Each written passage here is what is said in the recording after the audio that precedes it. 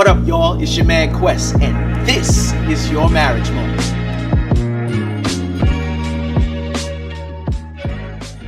What up, y'all? What if something happened to your spouse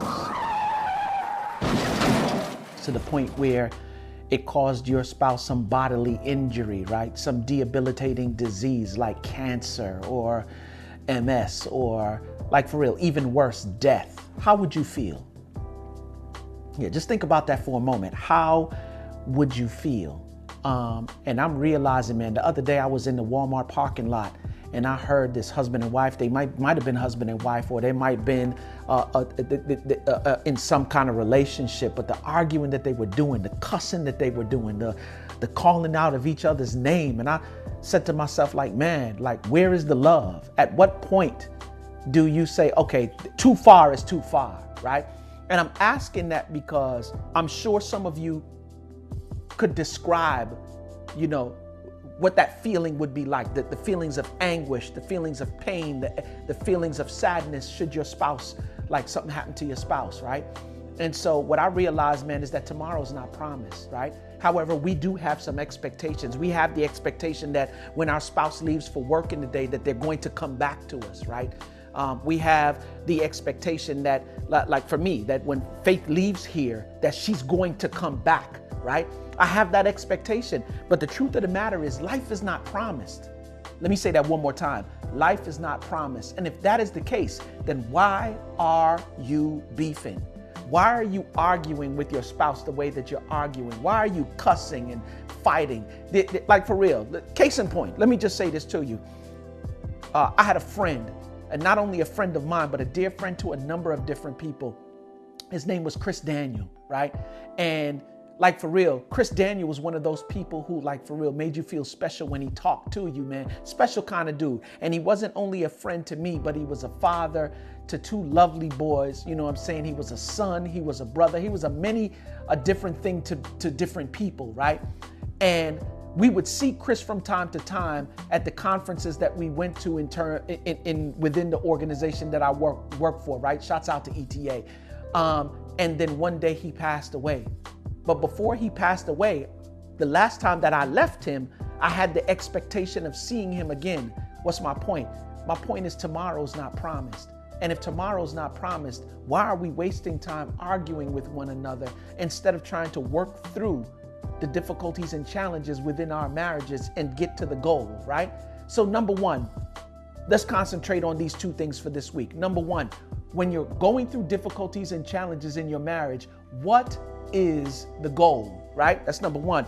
And in order to reach the goal, we got to communicate, right? And what is the one thing that keeps us from communicating, right? Is this certain level of emotional unhealthiness, right? So where do I need to be healed? Or where's the areas in which I need some healing? Let's go ahead and get that, right?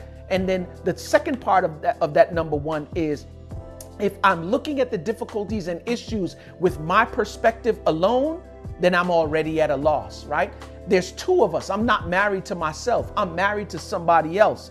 And the two of us have two different perspectives. And we got to consider the two when we're trying to work through the issues and the difficulties, right? That's number one. Number two is, how do we navigate through those difficulties and issues? I have 5 things, right, that I want you to concentrate on this week as you navigate through the difficulties and the challenges in your marriage, right? Number one, there must be an absence of pride, right? Number two, there must be an absence of selfishness, right? Self-explanatory, right?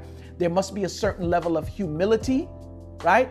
And there must be a certain level of maturity, like for real. There's a reason why when you read 1 Corinthians 13 and it talks about love, you get to that point where it says, when I was a child, I spake as a child, understood as a child, and thought as a child. But when I became a man, I put away childish things, right? So in order to love with that kind of love, unconditional, within the context of marriage, you gotta be grown, right? You gotta be mature. And last but definitely not least, treat your marriage like it's the client. I'm gonna say it one more time. Through a business client, a relationship, that you're trying to give your client the best experience possible, right?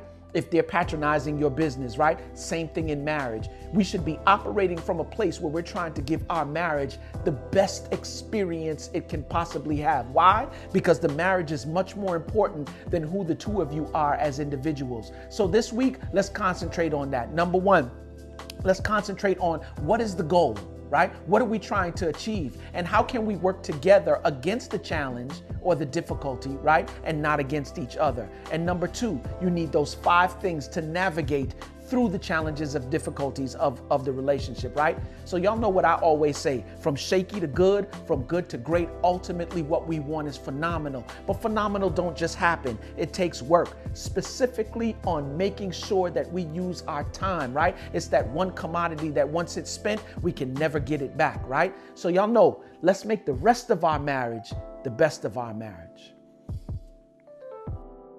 What up, y'all? It's your boy Quest, man.